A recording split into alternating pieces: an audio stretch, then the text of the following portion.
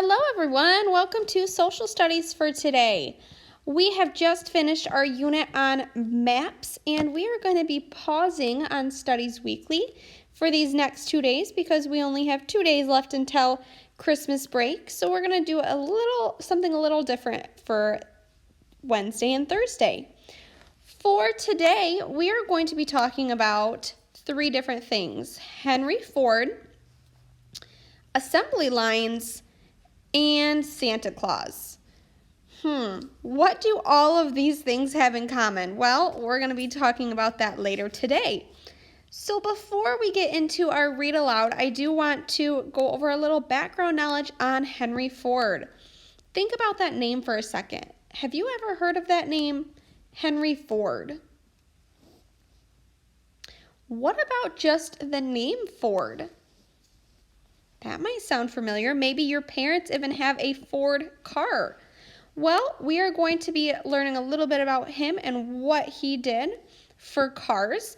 As you can see, I have some books pulled up. This is just all on Epic. So if you ever want to go and learn a little bit more about Henry Ford, you do see some books in Epic that are about him. This first book here, Henry Ford.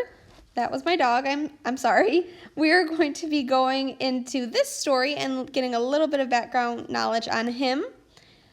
Later today, you will be listening to a read aloud of this book right here, The Night Henry Ford Met Santa. Really good book there. I'm excited that you guys are going to be able to listen to that one. But let's get some background knowledge on Henry Ford first. So, Henry Ford was an American inventor. He didn't invent the car, but he made cars better. He knew how to make them at a low cost. Because when something is really expensive, not everybody's able to afford that, and Henry Ford knew that. So he wanted to think of a way that he could make cars affordable so everybody could buy them. He was born in Michigan, Greenfield Township, Michigan, in 1888. Henry Ford was born on a farm. His father wanted him to become a farmer, but Henry Ford was more interested in machines. He became good at fixing watches, and he learned about many other kinds of machines too.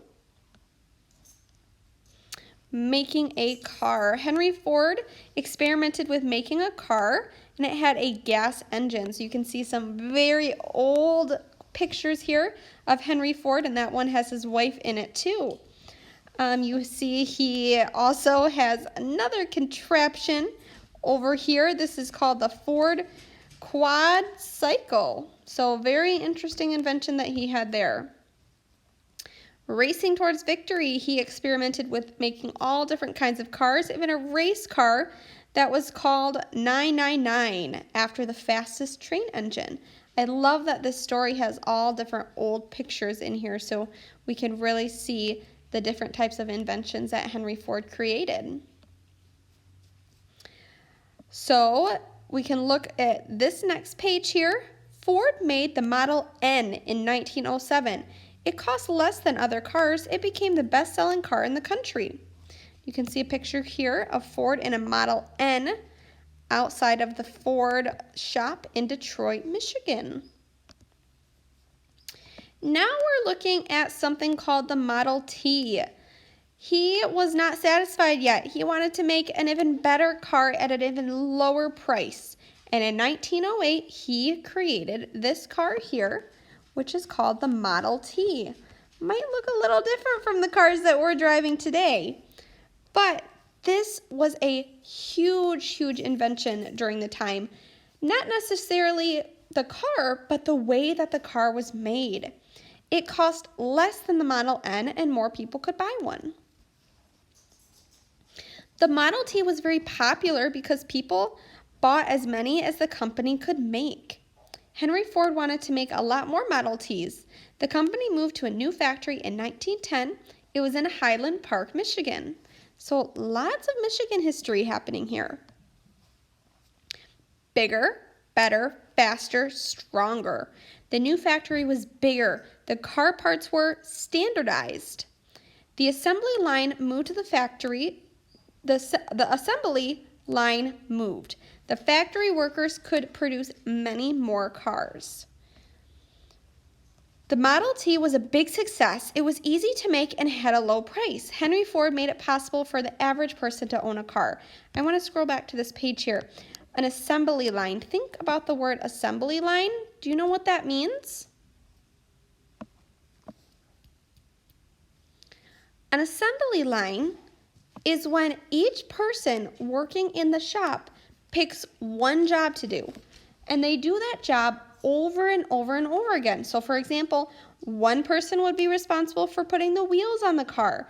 One person would be responsible for putting the engine in the car, and so on. So everybody has one job, and they're doing the same job over and over and over. And you pass the job along the assembly line until at the very end of your line, it has been turned into and made into a car.